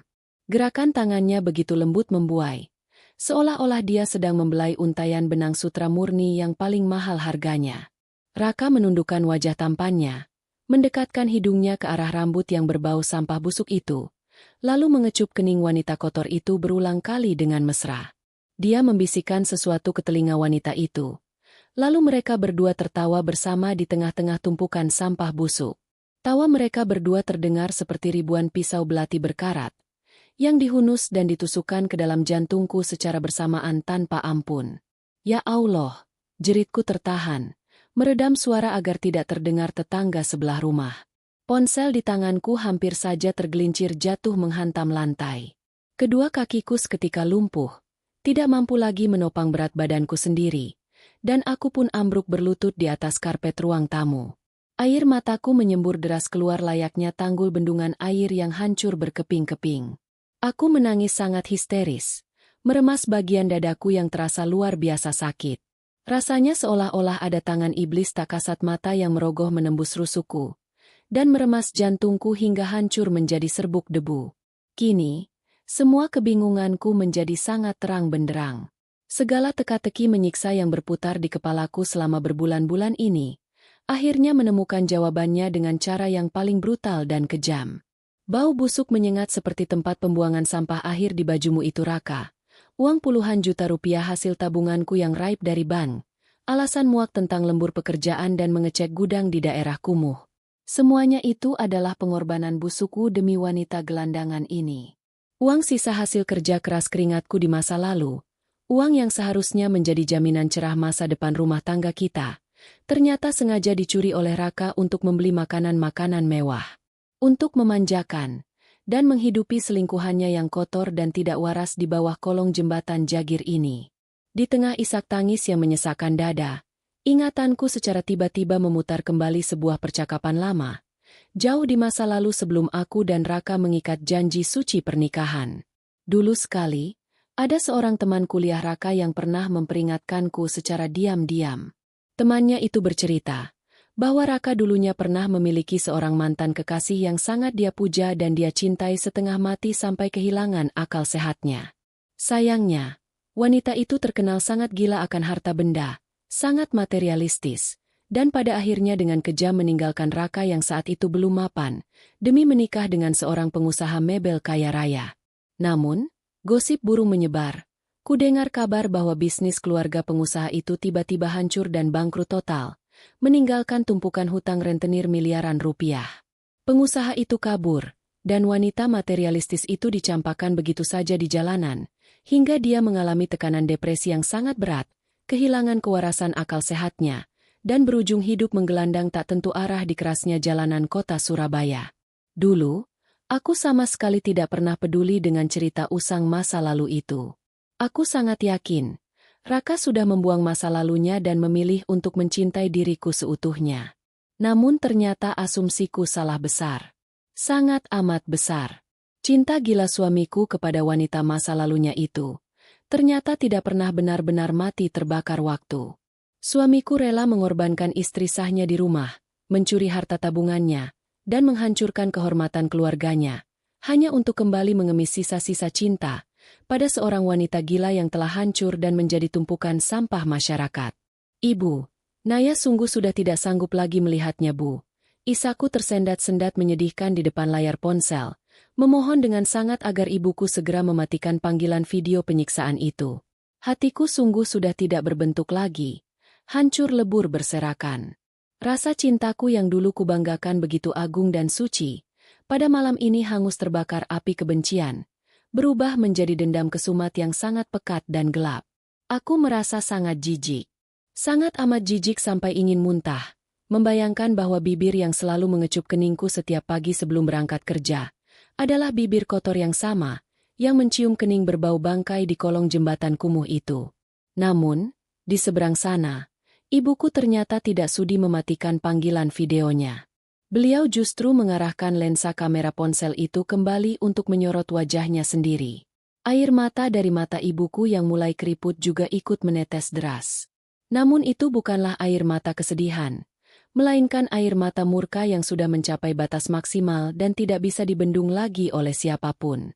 Urat-urat di bagian leher ibuku terlihat menonjol keluar menahan emosi yang meledak. "Kamu lihat terus layar ponsel ini, Naya. Jangan pernah kamu palingkan wajahmu," desis ibuku dengan suara parau yang menggetarkan seluruh isi jiwaku. "Kamu lihat dengan jelas bagaimana ibumu ini akan menghancurkan harga diri dan kesombongan laki-laki jahanam itu sampai berkeping-keping malam ini juga. Biar seluruh dunia dan penduduk langit tahu bagaimana akibat fatalnya jika seorang laki-laki bodoh berani menyia-nyiakan permata berharga di rumahnya hanya demi memungut kotoran busuk di jalanan." Ibuku kemudian menyerahkan ponsel pintar miliknya itu kepada Pak Sukri, tukang ojek yang sedari tadi setia mendampinginya dari belakang. "Tolong Bapak pegang dan rekam semua kejadian ini, pastikan wajahnya terlihat jelas. Jangan sampai ada yang terlewat satu detik pun Bapak," perintah ibuku kepada Pak Sukri dengan nada komando yang tidak terbantahkan. Lalu, dengan langkah kaki yang sangat tegap dan penuh amarah, layaknya seekor singa betina yang sedang mengamuk karena anak perempuannya disakiti secara keji, ibuku keluar dari tempat persembunyiannya di balik pilar beton itu. Ibuku menerobos masuk ke dalam kerumunan gubuk kumuh, mengabaikan bau busuk di sekitarnya, berjalan lurus membelah kegelapan, menuju tikar kotor tempat suamiku sedang asyik bermesraan dengan selingkuhan gilanya. Melalui layar ponsel yang bergetar di genggamanku, aku menyaksikan detik-detik yang akan merubah seluruh jalan hidupku. Napasku tertahan di tenggorokan. Mataku tidak berkedip sedetik pun, menatap lekat-lekat sosok ibuku yang berjalan membelah kegelapan malam di bawah jembatan rel kereta api Jagir. Langkah kaki ibuku terlihat begitu mantap dan penuh tenaga. Tidak ada sedikit pun keraguan atau ketakutan pada diri wanita parubaya itu, meskipun beliau sedang berada di wilayah kumuh yang asing dan berbahaya. Kamera ponsel yang dipegang oleh Pak Sukri terus mengikuti pergerakan ibuku dari belakang, merekam setiap jejak langkah yang membawa keadilan untuk diriku. Di ujung pandangan, Raka masih duduk bersila di atas tikar kotor itu. Dia masih sibuk membelai rambut gimbal wanita gelandangan di pangkuannya, tertawa pelan seolah-olah dunia ini hanya milik mereka berdua. Pria pembohong itu sama sekali tidak menyadari bahwa badai kehancuran sedang berjalan lurus ke arahnya. Tepat ketika jarak ibuku hanya tersisa 2 meter dari gubuk kardus menjijikan itu, ibuku menghentikan langkahnya. Beliau berdiri tegak, menarik napas dalam-dalam, lalu mengeluarkan sebuah teriakan yang sangat menggelegar, memecah kesunyian malam yang mencekam di kolong jembatan itu. "Hei laki-laki jahanam!" Suara ibuku meledak laksana petir yang menyambar tepat di atas telinga. Teriakannya begitu keras dan melengking, memantul-mantul di dinding beton jembatan, membuat belasan pemulung dan gelandangan yang sedang beristirahat di gubuk-gubuk sekitarnya seketika terlonjak kaget dan menoleh ke arah sumber suara. Raka tersentak hebat. Tawa di bibirnya terputus seketika. Tubuhnya menegang kaku, dan dia dengan cepat menoleh ke belakang. Matanya membulat sempurna, nyaris melompat keluar dari kelopaknya, ketika dia melihat sosok mertuanya berdiri menjulang di hadapannya dengan tatapan mata yang menyala-nyala penuh kebencian. Wanita gelandangan di pangkuannya ikut terbangun karena kaget, mengeluarkan suara erangan tidak jelas sambil memeluk lututnya sendiri dengan ketakutan. "Ibu!" Raka tergagap. Suaranya terdengar sangat parau dan bergetar hebat. Wajah tampannya yang selalu dia banggakan itu mendadak berubah menjadi sepucat mayat. Dia buru-buru menyingkirkan tubuh wanita kotor itu dari kakinya, lalu berusaha berdiri dengan kedua lutut yang tampak gemetar lemas. Ini bukan seperti yang ibu bayangkan. Ibu tolong dengarkan penjelasan Raka dulu. Raka bisa jelaskan semuanya. Alibi busuk dan lidah berbisamu itu sudah tidak berguna lagi di depanku. Pengkhianat. Potong ibuku dengan nada suara yang sangat dingin dan mematikan. Beliau melangkah satu tindak lebih dekat, menunjuk tepat di depan hidung suamiku. Melihat mertuanya semakin mendekat dengan aura membunuh, insting pengecut Raka mengambil alih. Dia mencoba merangkai kata-kata kebohongan baru, mengangkat kedua tangannya seolah-olah memohon pengampunan, sambil memaksakan sebuah senyuman kaku yang terlihat sangat menyedihkan. Ibu, sumpah demi Allah, Raka hanya sedang bersedekah di sini. Wanita ini kasihan ibu. Dia tidak waras. Raka hanya membagikan rezeki. Tolong jangan salah paham, ibu. Nanti Naya bisa sedih kalau ibu bercerita yang tidak-tidak. Mendengar suamiku berani membawa-bawa nama Allah dan namaku untuk menutupi kebusukannya, kesabaran ibuku benar-benar habis terbakar menjadi abu. Belum sempat Raka menyelesaikan kalimat bulusnya, dan sebelum pria jahanam itu sempat mengatur posisi berdirinya dengan seimbang, ibuku melakukan sebuah gerakan yang sama sekali tidak pernah aku duga akan keluar dari seorang wanita paruh baya. Dengan kecepatan dan tenaga yang entah datang dari mana, ibuku memutar tubuhnya sedikit, mengangkat kaki kanannya tinggi-tinggi, dan mendaratkan sebuah tendangan yang luar biasa keras, telak menghantam bagian tengah dada Raka. Bunyi benturan antara telapak sepatu ibuku dan tulang dada suamiku terdengar sangat jelas berbunyi buk. Tendangan itu bukanlah tendangan biasa, melainkan tendangan penuh luapan amarah, rasa sakit, dan dendam dari seorang ibu yang anak perempuannya disiksa secara batin. Raka yang sama sekali tidak siap menerima serangan mendadak itu, kehilangan keseimbangannya seketika. Tubuhnya terpelanting keras ke belakang, melayang di udara selama sepersekian detik, sebelum akhirnya jatuh terjerembab dengan sangat memalukan. Dia terguling-guling di atas tanah yang becek, menabrak tumpukan botol plastik bekas, dan akhirnya terperosok masuk ke dalam kubangan air got hitam pekat yang menggenang tepat di samping gubuk kardus itu. Bunyi biur terdengar keras ketika tubuhnya menghantam genangan air yang berbau busuk menyengat itu. Air lumpur hitam bercampur kotoran sampah terciprat kemana-mana. Wanita gelandangan itu menjerit histeris melihat kekasih hayalannya ditendang hingga masuk ke dalam selokan. Beberapa pemulung yang menyaksikan kejadian itu dari kejauhan mulai berbisik-bisik. Ada yang menutup mulut karena terkejut, namun ada juga yang perlahan-lahan mendekat karena penasaran dengan tontonan gratis di depan mata mereka. Pak Sukri yang memegang kamera ponsel terus menyorot setiap adegan demi adegan tanpa melewatkan satu detail pun. Di rumah, aku menangis sejadi-jadinya. Tangisku kini bukanlah tangis kesedihan semata, melainkan campuran antara rasa sakit yang luar biasa, dan sebuah kepuasan batin yang aneh karena melihat pria jahat itu akhirnya mendapatkan balasan yang setimpal secara tunai. Kemeja kerja berwarna putih mulus yang selalu aku setrika setiap pagi, kini telah berubah warna menjadi hitam legam, basah kuyup oleh air got yang menjijikkan. Rambutnya yang tersisir rapi kini berantakan dipenuhi lumpur dan sampah plastik yang menempel. Raka terbatuk-batuk hebat, mencoba bangkit dari kubangan air kotor itu sambil mengusap wajahnya yang belepotan lumpur berbau anyir. Harga dirinya runtuh hancur lebur malam itu juga. Tidak ada lagi sisa-sisa pria rapi, wangi, dan berwibawa yang selama ini selalu diagung-agungkan oleh tetangga perumahan kami. Yang tersisa hanyalah sosok pria menyedihkan yang sedang merangkak di dalam selokan berlumpur, lebih hina daripada cacing tanah. Ibuku berdiri tegak di pinggir kubangan air hitam itu. Beliau menatap tubuh menantunya yang menggigil kedinginan dengan pandangan penuh rasa jijik yang sangat mendalam. Dengan napas yang masih memburu, ibuku membalikkan badannya menghadap ke arah kerumunan para pemulung yang mulai mengelilingi mereka. Ibuku menggunakan kesempatan itu untuk menghancurkan sisa-sisa kehormatan Raka di depan umum. Kalian semua yang ada di sini, lihatlah baik-baik wajah laki-laki jahanam ini. Teriak ibuku dengan suara lantang yang bergema di seluruh penjuru kolong jembatan, direkam dengan sangat jernih oleh kamera ponsel Pak Sukri. Laki-laki ini adalah menantuku. Di rumah yang bersih dan nyaman, dia memiliki seorang istri yang sangat cantik, istri yang solehah, dan istri yang selalu melayaninya bagaikan seorang raja. Istrinya rela berhenti bekerja dan mengabdi penuh hanya untuk mengurus pakaian dan makanannya setiap hari. Ibuku mengambil jeda sejenak, mengarahkan jari telunjuknya yang bergetar hebat ke arah Raka yang masih terduduk lemas di dalam air got, lalu menunjuk ke arah wanita gelandangan yang sedang meringkuk ketakutan di pojok gubuk. Tapi apa balasan dari laki-laki biadab ini? Dia mencuri uang tabungan hasil keringat istrinya sendiri. Puluhan juta rupiah dia kuras habis tanpa sisa. Dan untuk apa uang itu dia curi? Bukan untuk membangun masjid, bukan pula untuk memuliakan orang tuanya. Uang istrinya dia curi, hanya untuk bermesraan, menyuapi makanan mewah, dan memelihara wanita gila kotor ini di tempat yang penuh sampah. Dia membuang permata berlian yang sangat berharga di rumah, hanya demi memungut tumpukan sampah membusuk di selokan ini. Sorakan riuh rendah mulai terdengar dari kerumunan para pemulung.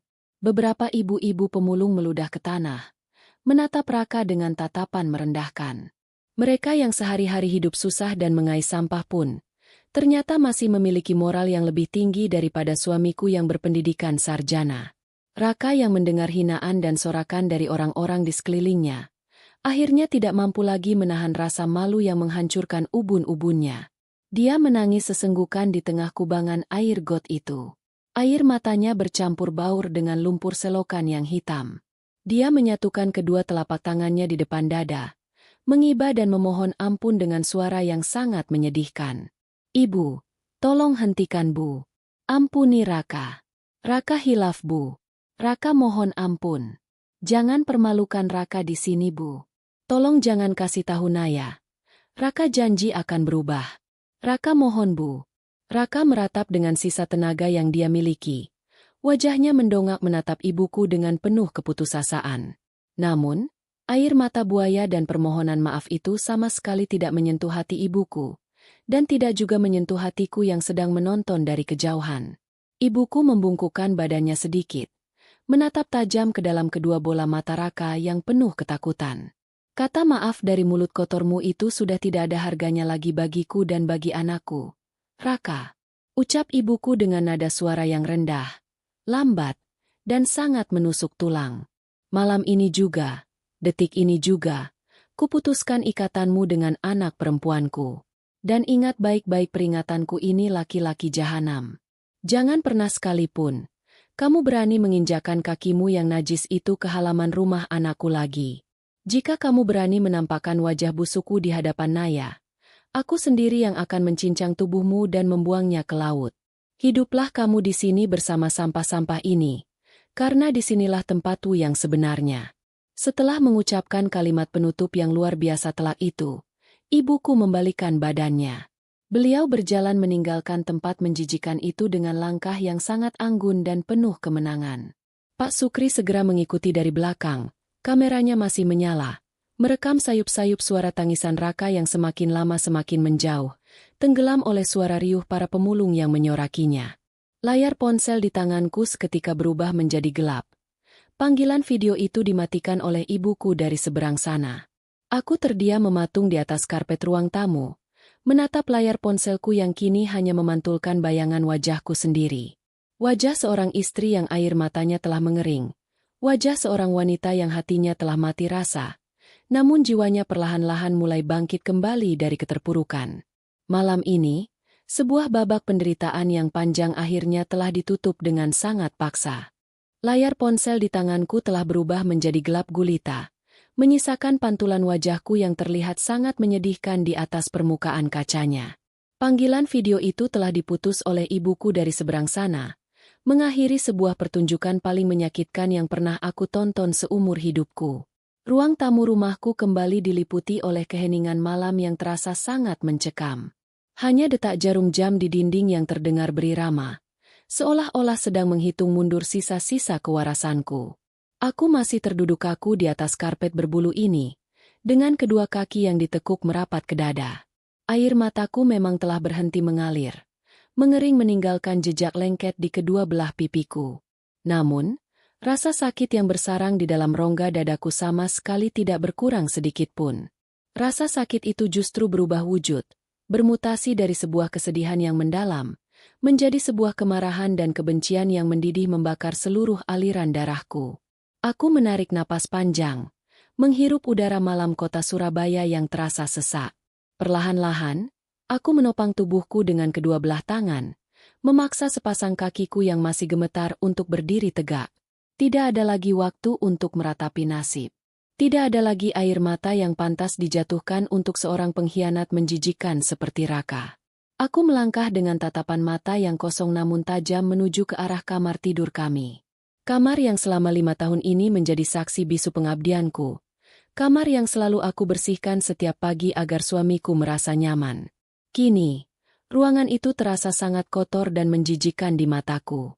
Aku membuka pintu lemari pakaian dari kayu jati itu dengan kasar, menciptakan suara bantingan keras yang bergema memantul di dinding kamar. Mataku tertuju pada deretan kemeja kerja milik Raka, yang tergantung rapi dengan warna-warna yang cerah. Kemeja-kemeja yang selalu aku cuci dengan tangan, aku beri pewangi paling mahal, dan aku setrika dengan penuh kehati-hatian sampai tidak ada satupun lipatan yang salah. Di rak bagian bawah, berjejer celana bahan kerjanya, koleksi ikat pinggang kulitnya, dan botol-botol parfum bermerek yang harganya tidak murah. Semua barang mewah itu dibeli menggunakan uang gajinya, sementara uang tabungan hasil keringatku dia kuras habis untuk menghidupi wanita gelandangan kotor di kolong jembatan rel kereta api Jagir sana. Mengingat hal itu, perutku kembali terasa mual dan bergejolak hebat. Aku berjalan tergesa-gesa menuju dapur, mencari-cari sesuatu di dalam laci lemari penyimpanan. Tanganku merogoh tumpukan plastik, dan akhirnya menemukan apa yang aku cari. Sebuah gulungan besar kantong plastik sampah berwarna hitam pekat. Jenis kantong plastik tebal yang biasanya digunakan untuk membuang kotoran dan limbah rumah tangga. Aku membawa gulungan kantong sampah hitam itu kembali ke dalam kamar. Tanpa sedikit pun keraguan di dalam hati, aku menarik lepas kemeja-kemeja mahal Raka dari gantungan bajunya. Aku tidak melipatnya sama sekali. Aku meremas-remas kain mahal itu dengan penuh amarah, lalu melemparnya masuk ke dalam lubang kantong plastik sampah hitam. Satu persatu, semua barang milik laki-laki jahanam itu aku masukkan dengan paksa. Celana kerjanya, kaos santainya, pakaian dalamnya, semuanya aku tumpuk menjadi satu tumpukan kotor di dalam kantong sampah. Botol-botol parfum mewahnya yang berbau maskulin itu aku ambil, aku buka tutupnya, lalu isinya aku tumpahkan begitu saja ke lantai kamar mandi. Sebelum botol kosongnya aku lempar ke dalam tumpukan baju kotor. Aku sama sekali tidak peduli jika barang-barang itu rusak atau pecah. Di dalam benakku, semua benda yang pernah menempel di tubuh laki-laki itu kini telah berubah menjadi najis yang harus segera disingkirkan dari dalam hidupku.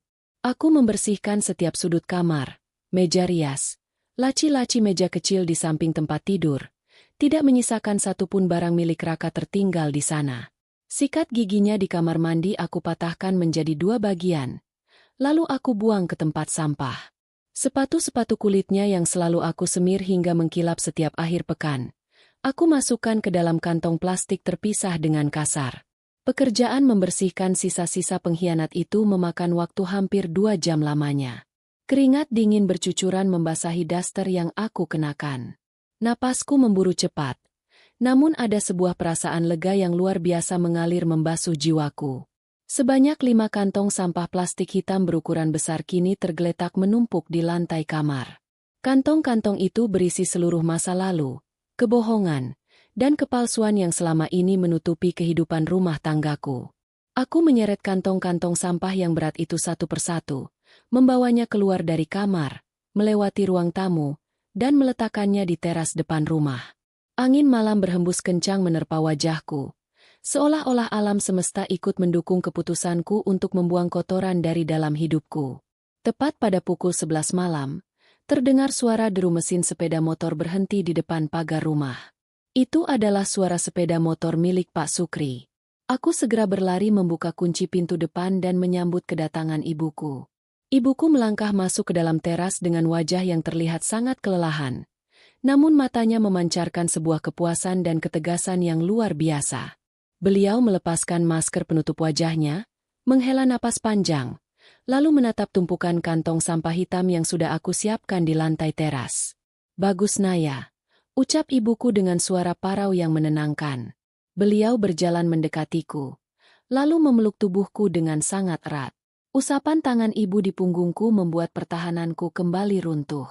Aku terisak pelan di bahunya, bukan lagi karena meratapi nasib, melainkan karena rasa syukur yang tak terhingga karena masih memiliki sosok ibu yang begitu kuat melindungiku. "Alhamdulillah, kamu sudah melakukan hal yang sangat tepat Naya. Laki-laki seperti dia tidak pantas mendapatkan perlakuan lembut dari seorang istri. Jangan biarkan satupun barang miliknya tertinggal di dalam rumah ini. Biarkan dia membawa semua kebusukannya pergi dari kehidupanmu untuk selama-lamanya." Ibu kemudian mengajakku masuk ke dalam rumah. Kami mengunci pintu depan dengan rapat, memastikan pagar besi di luar juga sudah digembok dengan kuat. Malam itu, aku tidur di kamar ibuku. Aku meringkuk memeluk guling, mendengarkan lantunan ayat suci Al-Quran yang diputar pelan dari ponsel pintar ibuku. Meskipun mataku terasa sangat bengkak dan perih, anehnya malam itu aku bisa memejamkan mata dengan sangat tenang.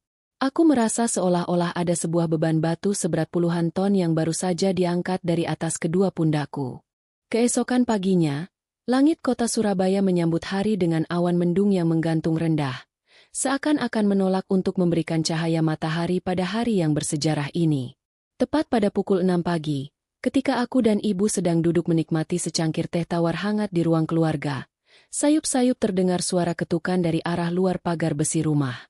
Ketukan itu terdengar lemah dan ragu-ragu, disusul oleh suara panggilan parau yang sangat aku kenal. Naya. Naya, buka pintunya Naya. Ini Mas Raka. Ibu, tolong buka pagarnya Bu. Jantungku berdegup kencang seketika. Tanganku yang sedang memegang cangkir teh bergetar hebat. Aku menoleh menatap wajah ibuku dengan tatapan penuh tanya. Ibuku meletakkan cangkir tehnya dengan tenang. Wajahnya kembali mengeras sekeras batu karang. Beliau memberi isyarat dengan tangannya agar aku tetap duduk diam di tempatku. Lalu beliau sendiri yang bangkit berdiri dan berjalan perlahan menuju pintu depan. Aku mengekor di belakang ibuku, berdiri bersembunyi di balik tirai jendela kaca untuk mengintip apa yang terjadi di luar sana. Pemandangan di luar pagar sungguh membuat perutku kembali mual karena jijik. Raka berdiri di sana dengan penampilan yang jauh lebih buruk daripada seorang pengemis jalanan.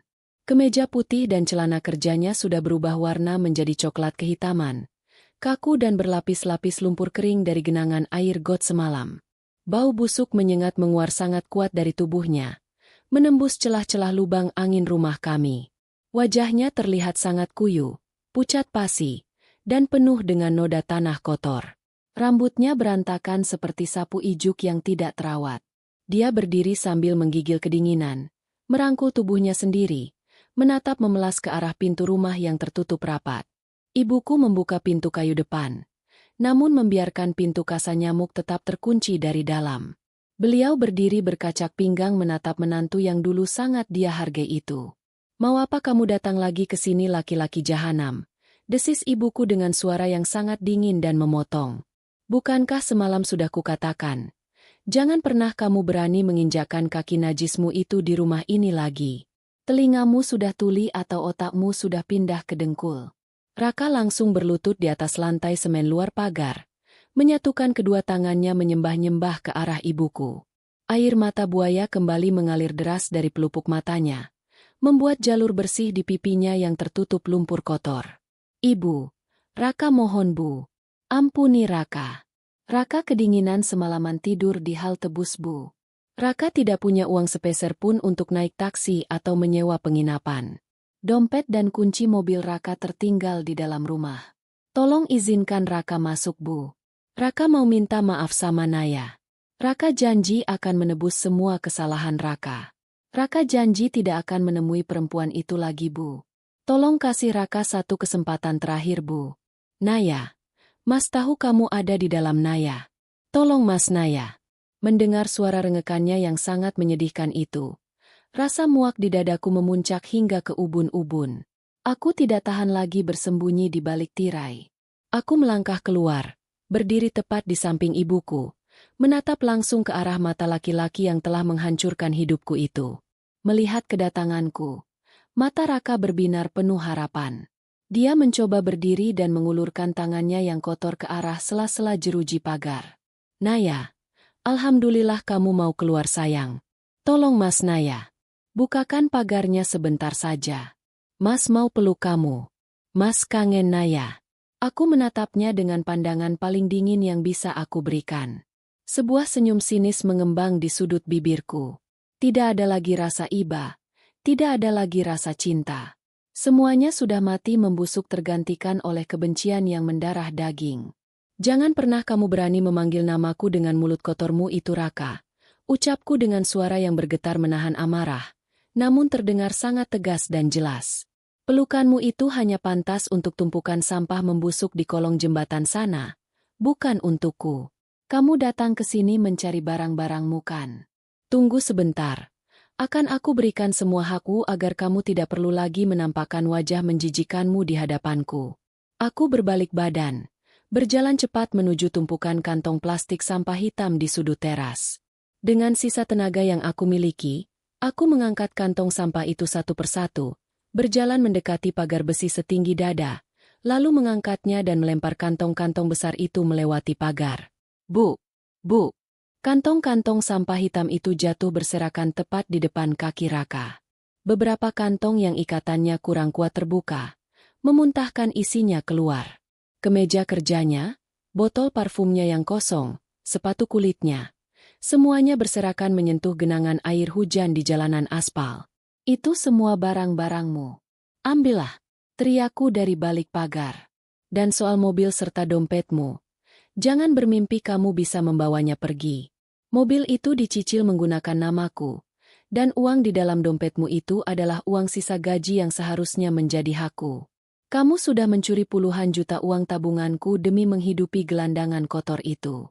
Anggap saja mobil dan sisa uangmu itu sebagai pembayaran atas semua yang telah kamu curi dariku.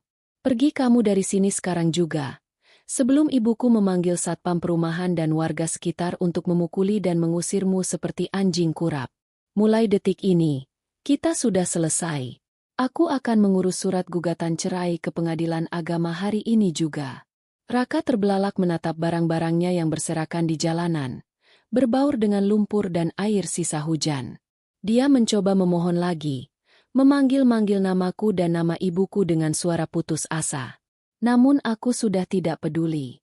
Aku memutar tubuhku, merangkul pundak ibuku, dan melangkah masuk ke dalam rumah. Kami menutup pintu kayu itu rapat-rapat, lalu menguncinya dari dalam, membiarkan laki-laki pengkhianat itu menangis meraung-raung di luar pagar seperti orang gila. Pagi itu juga, setelah membersihkan diri dan menata hati, aku menghubungi seorang pengacara kenalan lama ayahku. Aku menceritakan semua kejadian mengerikan ini kepadanya dengan sangat runtut dan jelas. Aku mengirimkan bukti mutasi rekening bank yang menunjukkan penarikan uang yang tidak wajar, serta yang paling utama, aku mengirimkan salinan rekaman video dari ponsel ibuku. Rekaman yang memperlihatkan secara gamblang bagaimana suamiku sedang bermesraan dengan seorang gelandangan kotor, dan bagaimana ibuku menendangnya hingga jatuh ke dalam selokan yang menjijikan. Pengacara itu sangat terkejut melihat buktinya, namun dia memastikan bahwa dengan bukti sekuat ini, proses perceraian di Pengadilan Agama Surabaya yang terletak di Jalan Ketintang akan berjalan dengan sangat cepat dan menguntungkan pihakku. Namun, hukuman dari Allah untuk pengkhianat seperti Raka ternyata tidak berhenti sampai di pintu pengadilan agama saja. Sebuah kejadian tidak terduga terjadi pada hari yang sama. Entah bagaimana awalnya, video rekaman yang diambil oleh Pak Sukri malam itu, tiba-tiba saja bocor dan menyebar luas di berbagai grup aplikasi pesan singkat warga Surabaya. Mungkin Pak Sukri menceritakannya kepada teman-teman pangkalan ojeknya, atau mungkin ada pemulung di lokasi kejadian yang diam-diam ikut merekam lalu menyebarkannya ke dunia maya. Dalam hitungan jam, video berdurasi beberapa menit itu meledak dan menjadi perbincangan panas di berbagai platform media sosial. Judul-judul provokatif bermunculan di internet. Seorang supervisor pabrik ternama tertangkap basah selingkuh dengan wanita gelandangan, ditendang mertua masuk selokan lumpur. Video itu ditonton oleh ratusan ribu orang dalam waktu yang sangat singkat. Kolom komentar dipenuhi oleh hujatan, makian, dan rasa jijik dari para netizen yang tidak habis pikir dengan kelakuan aneh suamiku.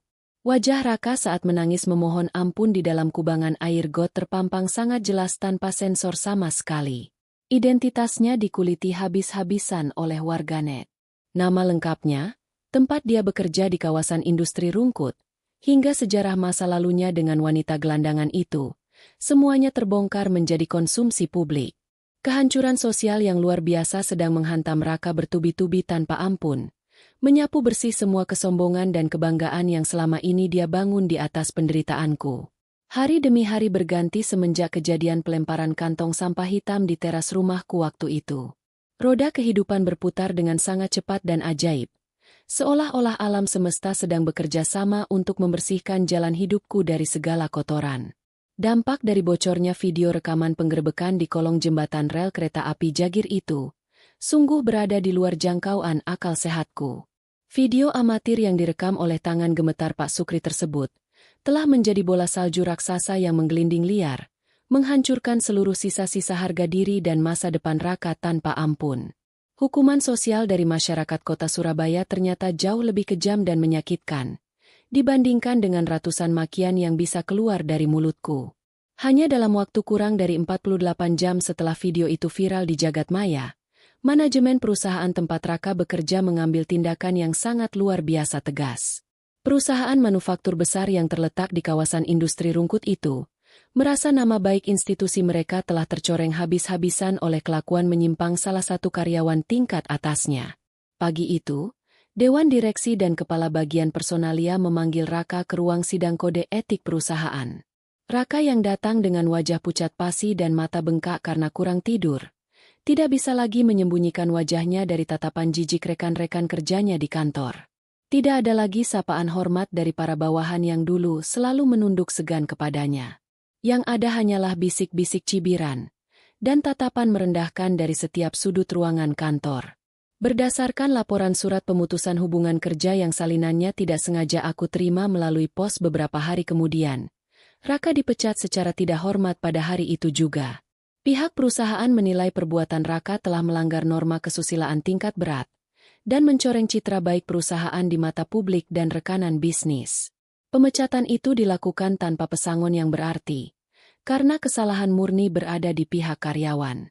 Laki-laki yang selalu membanggakan jabatan, kemeja putih licin, dan wangi parfum mewahnya itu, kini harus melangkah keluar dari gedung perkantoran rungkut dengan membawa sebuah kardus kecil berisi barang-barang sisa miliknya.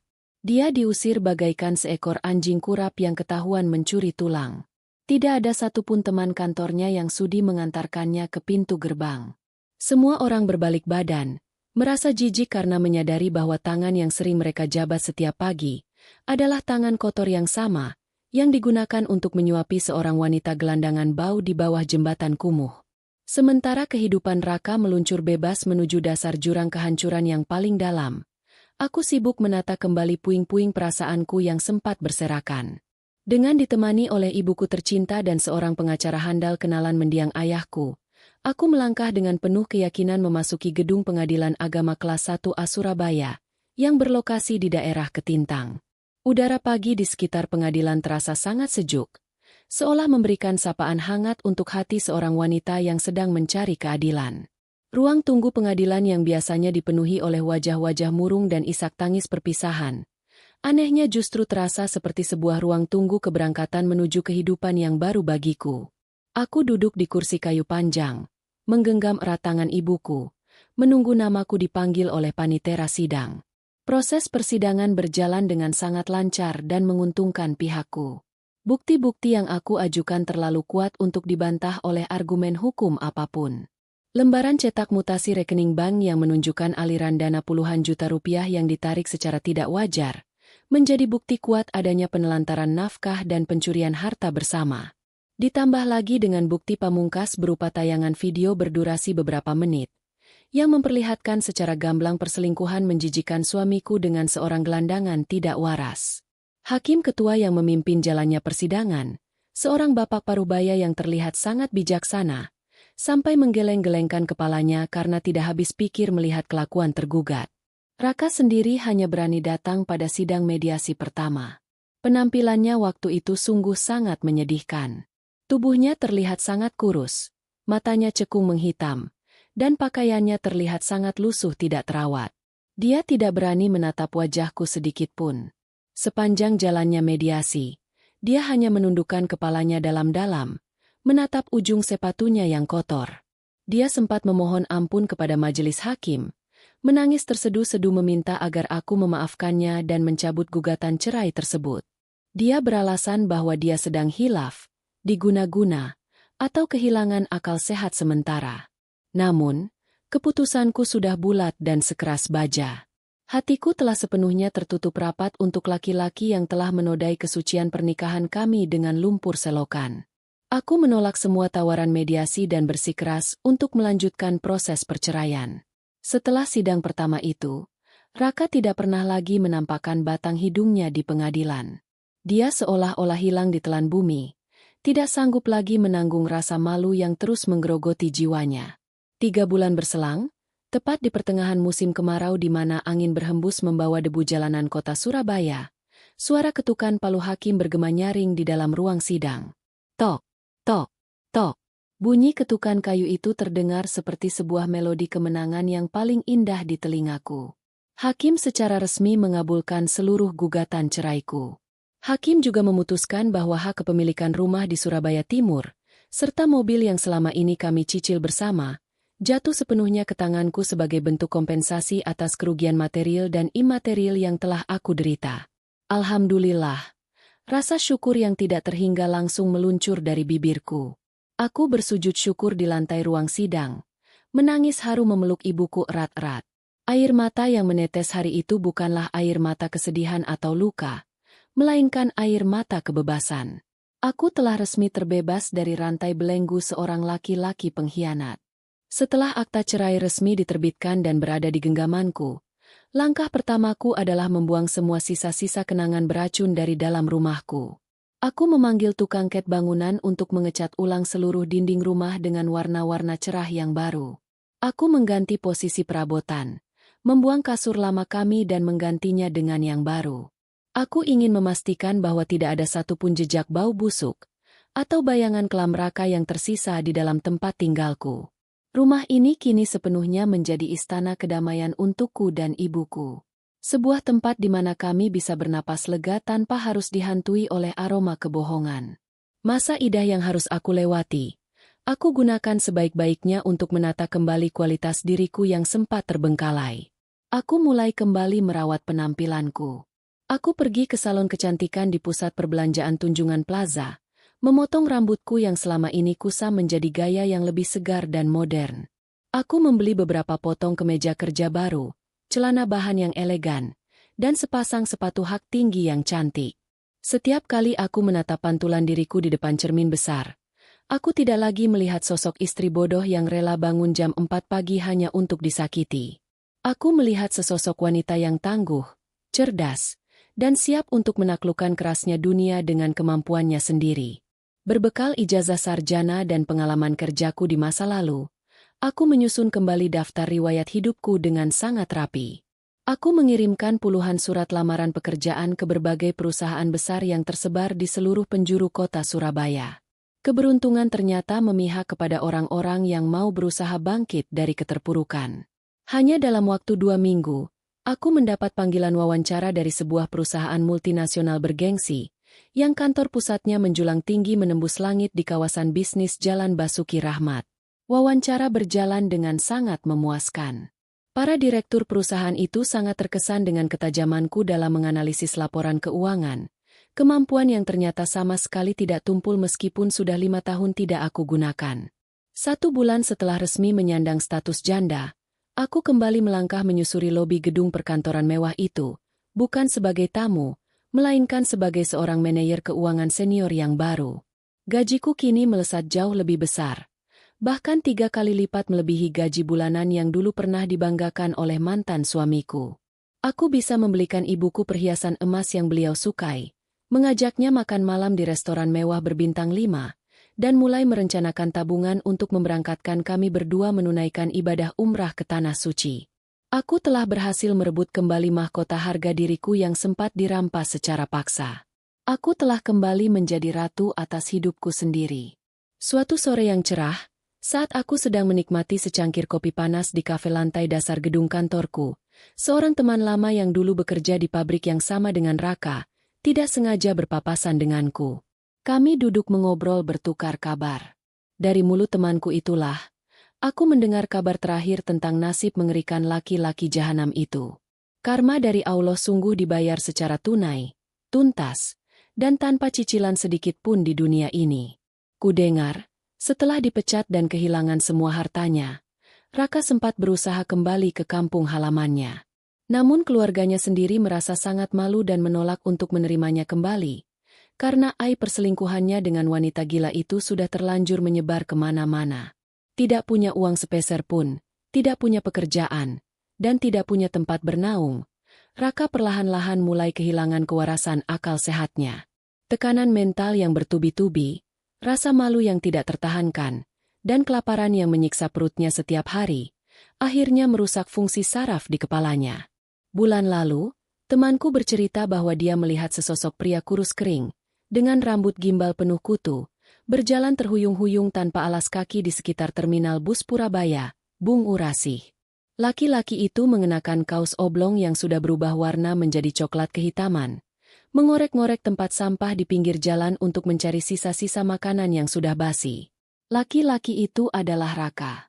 Dia akhirnya benar-benar menjadi seorang gelandangan kotor di jalanan keras kota Surabaya.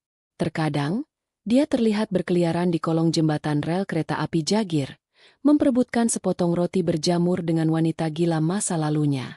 Mereka berdua kini benar-benar hidup bersama, menyatu dalam kubangan sampah membusuk yang dulu Raka puja-puja di atas penderitaanku. Raka telah mendapatkan apa yang selama ini dia tukar dengan berlian di rumahnya. Dia memilih untuk hidup bersama sampah kotor, dan kini, dia sendiri telah berubah menjadi tumpukan sampah masyarakat yang paling menjijikkan dan tidak berguna. Mendengar cerita panjang lebar dari temanku itu, aku sama sekali tidak merasakan kesedihan, kemarahan, atau bahkan rasa iba sedikit pun. Hatiku sudah sepenuhnya mati dan beku untuk laki-laki bernama Raka. Aku hanya menyesap kopi panasku dengan tenang, menatap ke arah jendela kaca kafe yang menampilkan hiruk-pikuk jalanan kota Surabaya di luar sana. Semua kejadian kelam yang pernah menimpaku, kini hanya tersimpan sebagai sebuah pelajaran hidup yang paling berharga. Sebuah pelajaran mahal yang mengajarkanku bahwa cinta yang sesungguhnya tidak akan pernah meminta pengorbanan yang merendahkan martabat seorang wanita. Ibuku benar. Terkadang, sebuah berlian yang sangat berharga memang harus secara paksa dibersihkan dari lumpur-lumpur kotor yang menempel di permukaannya. Berlian itu mungkin harus digosok dengan sangat kasar, dicuci dengan air mata yang perih, dan dijemur di bawah terik matahari penderitaan.